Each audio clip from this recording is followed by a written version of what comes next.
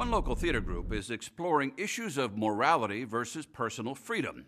Max and Louie Productions staged a play based on the life of the Marquis de Sade and continue the debate in an audience talkback with the playwright.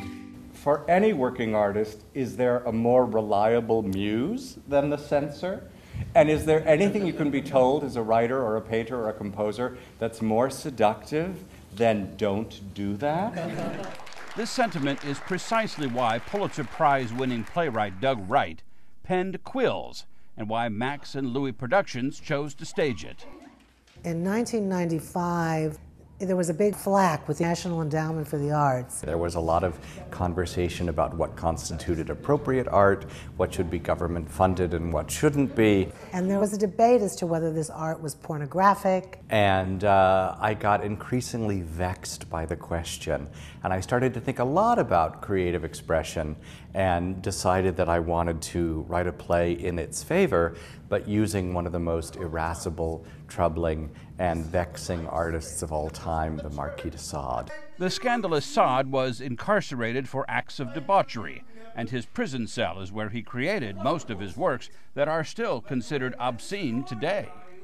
I was a repressed gay kid growing up in Dallas, Texas, so I had a lot of volatile feelings I didn't express. And certainly there's no volatile feeling in Quills that goes unexpressed. So I think possibly that fed my fervor when I was working on the play. I remember reading a biography of Sade and came across an astonishing passage that told me that when the Marquis was interred at the Sheridan Asylum for his pornographic writings, in an effort to get him to stop penning this toxic prose, they actually confiscated his quill pens. And that sentence leapt out at me as sort of with white-hot intensity, and I knew that in that sentence I'd found the narrative for a play. But my writing is involuntary. It's like the beating of my heart. I can't help it! Then we shall stop it for you. Why? Because I don't cater to the moment's taste? Because your novels are a symptom of your insanity. On the contrary, they keep me sane. Controversy aside, it was important for artistic director Stelly Sightman to bring this play to St. Louis. I love this writer. I love Doug Wright's pieces. I picked up Quills, and I knew that the time was right to do the show. It's very timely.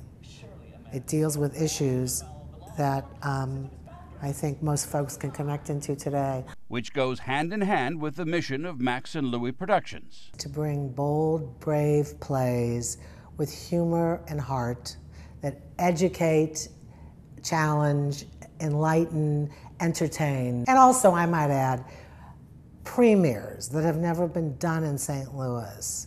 That's very important to us. And in case you were wondering, Max and Louie are two little Bichon Frisés. They're not little old Jewish men in Miami. Max and Louie. You look at a Bichon and you want to laugh. And I said, you know, we're naming this company Max and Louie Productions. After selecting Quills, there were certainly concerns about audience reaction. You got to get the audience into the house. You've got to get them to trust you. The theater has a long history of being a soapbox for all sorts of issues in the world. We have this wonderful, wonderful form that brings all sorts of artists together. We can do things like Quills, where it's this wonderful story that makes you maybe question what morality is and what your morality is, but it's tied up in this really wonderful language and this wonderful comedy. Laughter is really an accessible way to enter a play and deal with challenging issues. In order to bring these conversations closer to home, Max and Louie Productions invited the playwright himself to share his views with the audience.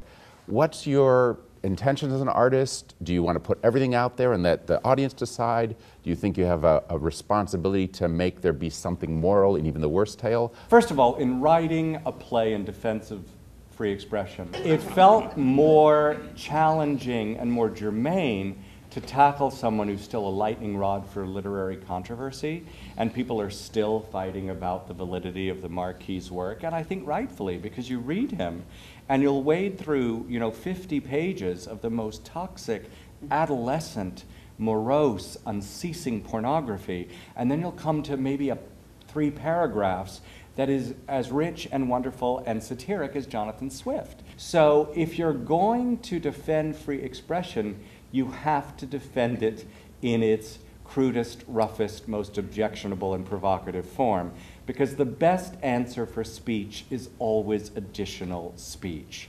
Does speech ever go too far? Are there things that it is too dangerous to say, and there will be, you know, you say the right answer to speech is speech, but maybe not?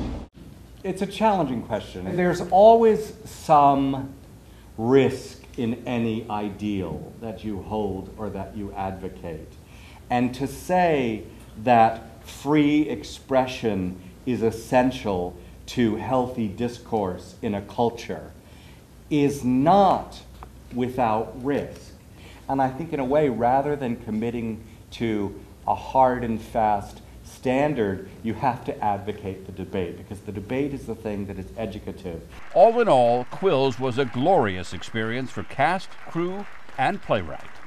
When we did the film, Jeffrey Rush said to me very kindly, "You've written a role that hovers deliriously somewhere between King Lear and Norma Desmond." And if that's a description of the role, I think it was certainly fulfilled.